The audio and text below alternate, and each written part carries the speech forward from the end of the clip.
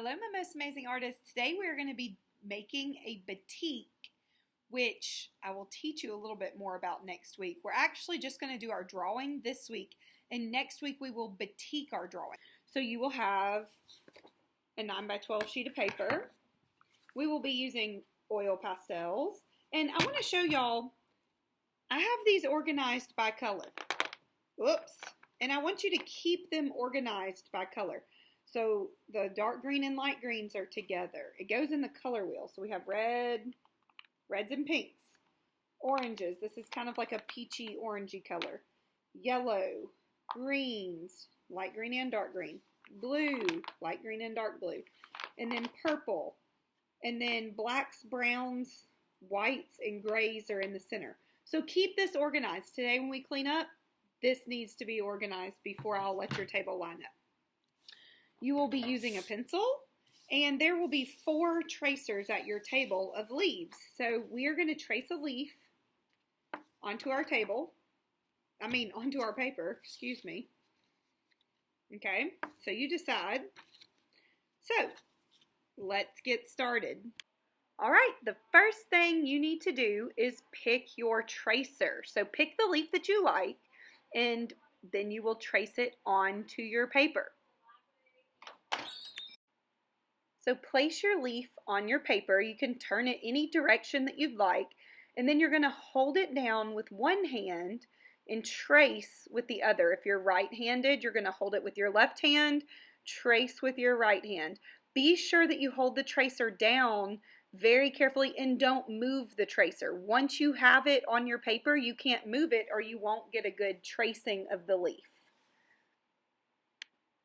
Next, you're going to add detail. So I'm finishing out the bottom, drawing the vein in the middle, and drawing the veins that you see in leaves. I'm just adding lots of detail lines. I'm going to color in a minute. So these are going to show me some spaces that I can color. You can do this any way you want. You can draw realistic looking veins, or you can draw just patterns and designs in there. You could have a polka dotted leaf if you wanted. Next, you're going to take the oil pastels and you are going to color. So the first thing I'm going to do is I'm going to pick a color and just outline everything. When you outline, press down really, really hard. This is going to help next week when we add our batik. So I'm just outlining all of my veins that I drew, and when you color in, you're going to press down hard as well. When you get done, place your oil pastel in the correct color. Does it go there? No! It goes with the reds. Now that everything is outlined, I'm going to color in. So I'm just coloring in the different shapes that I created with my veins. Remember, don't color in lightly. You want to press down very hard, and you want to get a lot of oil pastel in there.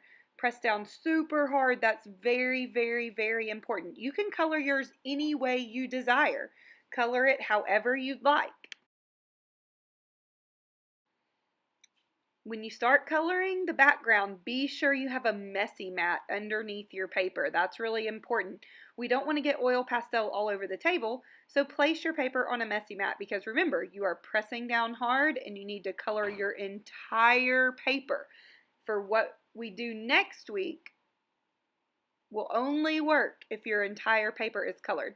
So now I'm deciding what I want to do in the background. I believe I'm going to do some stripes, and I'm just drawing that out with my pencil. Again, you can create any kind of background that you want. You could color it one solid color, you could do polka dots, you could do any type of design that you want. You just want to try to get as much done today as possible. Again, I'm pressing down super hard.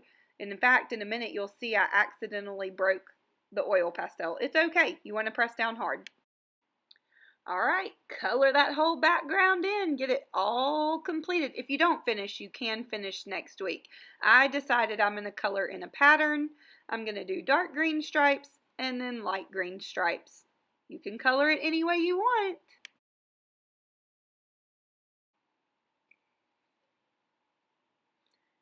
Okay, look at these little bitty things of oil pastel. I call them oil pastel boogers. Don't wipe them. You'll smudge all over your paper. In fact, what you should do is hold your paper up and do as I'm doing.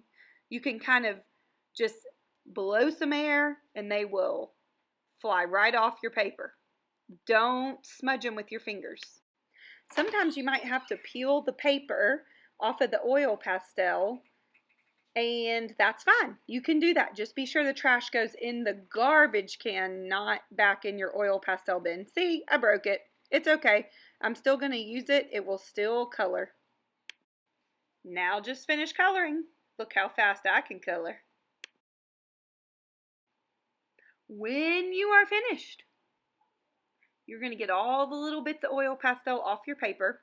You're going to place it in the caddy because we did not glue or paint. So you're going to place it in your caddy. And you are going to make sure that your oil pastels are organized. Don't go to the carpet unless your oil pastels are organized. Throw your trash away in the garbage.